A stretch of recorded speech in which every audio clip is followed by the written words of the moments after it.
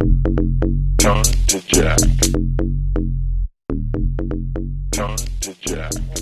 So it's incredible what you're saying, you know, what Boiler Room is doing. Please tell them all. What's the plan to going forward? What do you guys want to do? What are some dreams for what you guys want to take this to?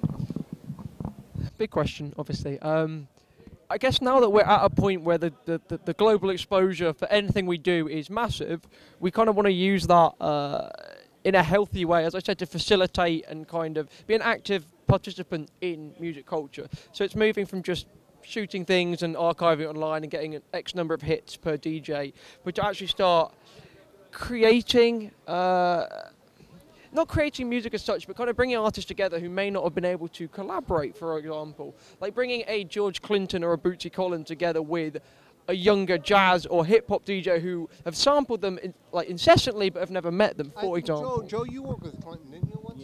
Yeah. I actually have a single coming out too. There you go. Well, okay, I'll speak to you afterwards. But the Boiler Room is in the perfect position to do that networking and bringing things to the next level, and that's so important. Exactly. I mean, there's always going to be a club event that we can throw in Berlin or New York or LA and London with the young house and techno producers. That will happen. That's like a self-perpetuating motion machine. That won't be stopped. So as that continues to burn away, we want to be looking at where we can get to the next level. And also, we're starting to work with companies like Samsung and Apple to bring what's an underground scene to Apple television, to have it preloaded on Samsung phones.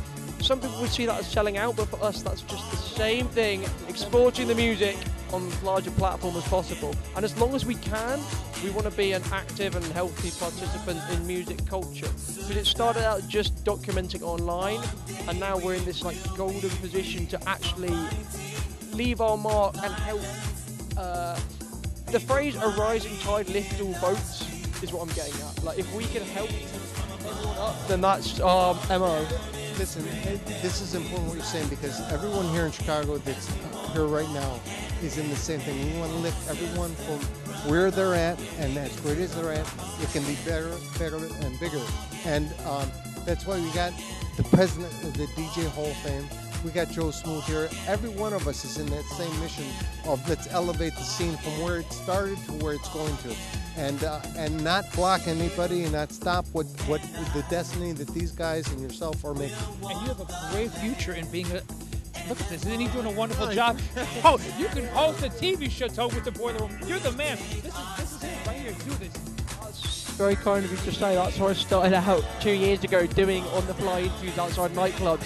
I'm still only 23. I've got a long way ahead. You're doing it. You're doing it. Very much. Who's this Dave? Oh, I don't know. Dave. Dave, tell us. Tell it. For what we've done in Chicago, he's been tireless for 4 months. There you go. I plan on sleeping and then tomorrow. Sleeping tomorrow To get some rest in. for about 2 months.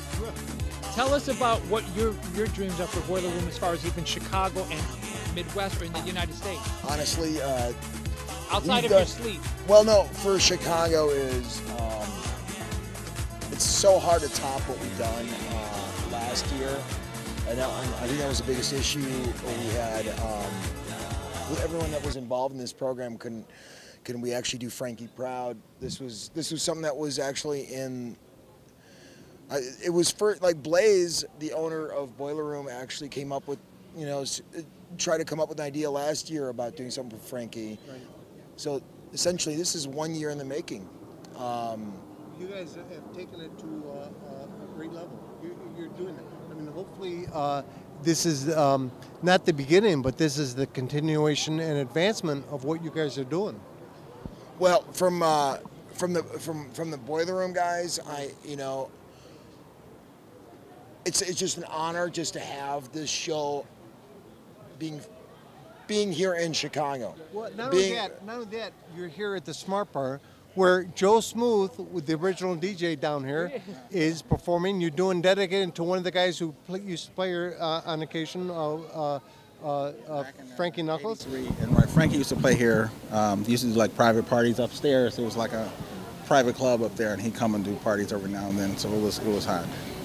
See, this is, sorry, can I just say, this is me having been born in '91, looking with pure awe at just having the most fractional role in this story and be able to do something healthy. Like, you're just going to get loads of cutaways of me gawping the whole night, just like, With your fancy British accent. like, it's just, it is a genuine honour to be part of it. Like, what can I say? History, Promised Land. What comes to your mind when you hear that?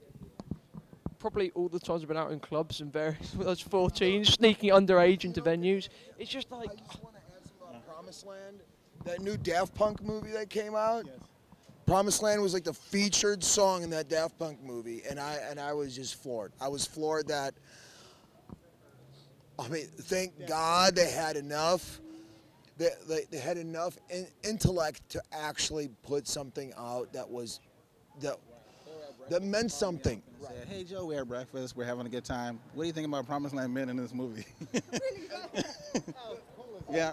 So very good. This is the first time I heard this. That's great. The fact it was the featured song in the trailer, and when you hear Promised Land being played in a trailer for the Daft Punk movie, well, I'm not gonna call it a Daft Punk movie, but it was a movie about the French scene in the '90s. It just goes to show you the strength and the power of the music that was influencing people completely in a different. Completely different mind frame. I mean, they're French guys had never stepped foot in Chicago at all, and how much it touched them overseas. BOILERROOM.tv is our website, and I think that's the primary thing that we can be shipping everything through. We're starting to write proper features, so I'm going to personally write a big cover feature about my time in Chicago and about how the scene is going to continue to thrive. Like, obviously, I'm completely overawed being here, and I want to go back, and not only will be archiving the videos, but further the message with a proper written piece, because then that becomes an overarching statement, and someone might come to that in 2 years, see these videos, see the article, have no context of house music, might have come to Boiler Room because they're a New York rap fan, and they'll be like, oh, I'm going to go Wikipedia and find out a bit more about this. And if we can get one person and the trickle down from that, we're doing our jobs properly, and that's what I can do.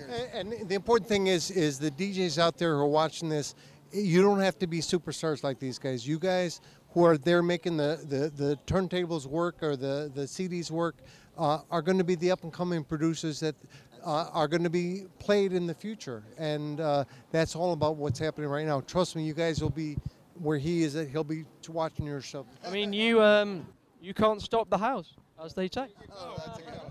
And on that note, it was a great night. Yes. We're at a Smart Bar, incredible night. DJ TV, Rocky Jones, the Boiler Room, Joe Smooth, and everybody else. We love y'all. Peace out.